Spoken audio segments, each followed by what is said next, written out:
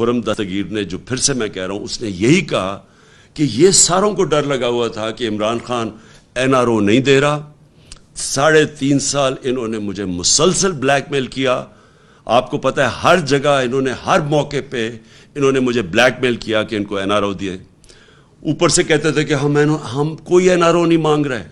لیکن جب فیٹف کی لیجسلیشن آئی جو آج یہ سارے بڑے اس کی کہہ رہے ہیں کہ یہ ہم نے بڑا اچھا کوئی کام کر دیا ہے, فیٹف کی لیجسلیشن کے اوپر انہوں نے ہمیں پوری کوشش کی NRO لینے کی.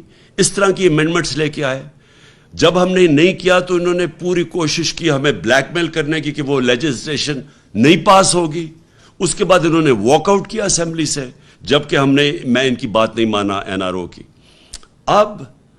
اب جو ان کو یہ ساری جو NRO مل گیا, NRO 2, یہ NRO 2 صرف اب ان کی چوری ختم نہیں ہوگی. یعنی ان کی سارا اب پہلے جنرل مشرف نے NRO 1 دیا تھا, اس میں یاد رکھیں ہدایبہ پیپر مل کا کیس تھا, وہ پیپلز پارٹی کی گورنمنٹ نے بنایا تھا نواز شریف کے اوپر.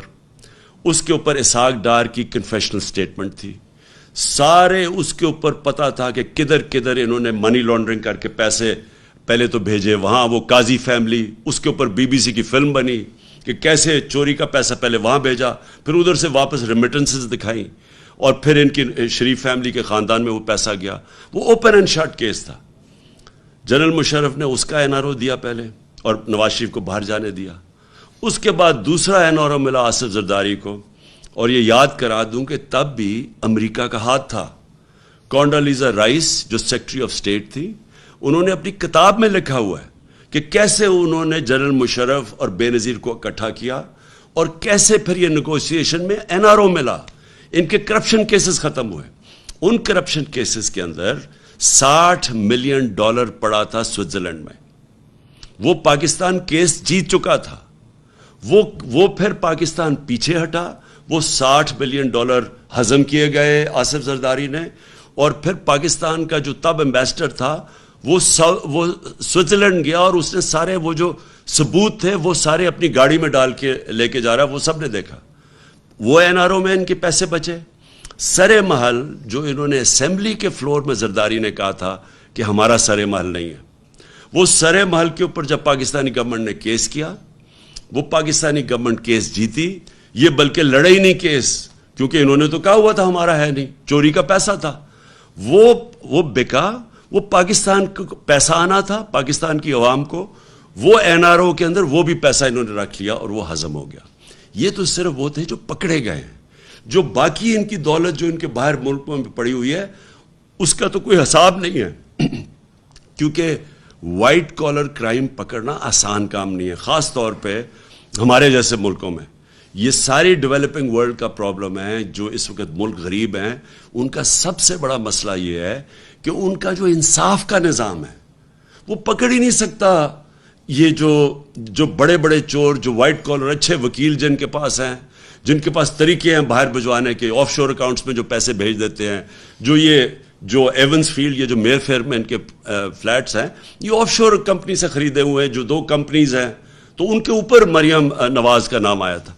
یہ اس کے لیے ہمارے جیسے ملکوں کے پاس وہ انفراسٹرکچر ہی نہیں ہے کہ ہم اس کو واپس لے سکیں. اور جو امیر ملک ہیں وہ بھی پوری کوشش کرتے ہیں کہ یہ پیسے واپس نہ آئے ہمارے جیسے ملکوں میں, کیونکہ ان کو فائدہ ہو رہا ہے. یہاں سے جب پیسہ ان کے ملک میں جاتا ہے تو ان کو تو فائدہ ہو رہا ہے, ان کے ملک میں پیسہ آ رہا ہے. لیکن جو ڈیولپنگ ورلڈ میں ملک ہیں وہ سارے آج وہ نقصان ان کو ہوتا ہے کہ جب یہ طاقتور چوری کرتا ہے. میں پھر سے یہ کہتا ہوں, ہمارے نبی صلی اللہ علیہ وسلم نے 1500 سال پہلے یہ بات کر دی تھی کہ جب آپ طاقتور ڈاکوؤں کو نہیں پکڑ سکتے اور صرف کمزوروں کو پکڑتے ہیں تو کمزور کتنی چوری کرتا ہے. وہ بھینس چوری جس نے کرنی ہے, موٹر سائیکل چوری کرنی ہے, کوئی گاڑی چلے چوری کر لی, وہ کتنا پیسہ چوری کر لے گا؟ تو وہ تو پیسہ یہی رکھے گا. لیکن اربوں روپیہ جب آپ چوری کرتے ہیں, یہ جو 16 ارب روپیہ صرف یہ تو پکڑا گیا FIA کا, صرف شہباز شریف کا, اور یہ جو ان کا ٹوٹل آپ کو پتہ ہے کہ اس سے 1100 ارب روپیہ اب یہ ہضم ہو جائے گا ان سب کے. یہ جو امینڈمنٹس پاس کیے ہیں اس ملک کا 1100 ارب روپیہ چوری کا جو آنا تھا واپس, وہ اب یہ ساروں کے یہ پھر کھا جائیں گے جس طرح NRO 1 میں کھایا تھا. تو یہ آپ یہ یاد رکھیں کہ یہ جو پیسہ جب یہ چوری کرتے ہیں 16 ارب یا 24, شریف خاندان کا 45 ارب روپیہ ٹوٹل, یہ جو پیسہ ہے یہ ان کو باہر بھیجنا پڑتا ہے کیونکہ پاکستان میں رکھیں گے تو یہ نظر آ جائے گا. لہٰذا چوری کرنا پہلا نقصان, چوری کر کے ڈالر حوالہ ہنڈی سے ڈالر لے کے پیسہ باہر بھیجنا یہ دوسرا نقصان. اس کا ایفیکٹ پڑتا ہے ہماری کرنسی کے اوپر, ہمارے ڈالر ریزروز پہ. پھر جیسے جیسے اگر آپ زیادہ پیسہ باہر بھیجتے ہیں, جو کہ غریب ملک یا جو ڈیولپنگ ورلڈ ہے یہ باہر جب بھیجتے ہیں, ان کے جو بڑے بڑے ڈاکو ہیں وہ جب باہر بھیجتے ہیں پیسہ تو وہ ان کی کرنسی پہ فرق پڑتا ہے. تو جب روپیہ آپ کا گرتا ہے ہر چیز مہنگی ہو جاتی ہے, تو اس چوری سے غربت پھیلتی ہے.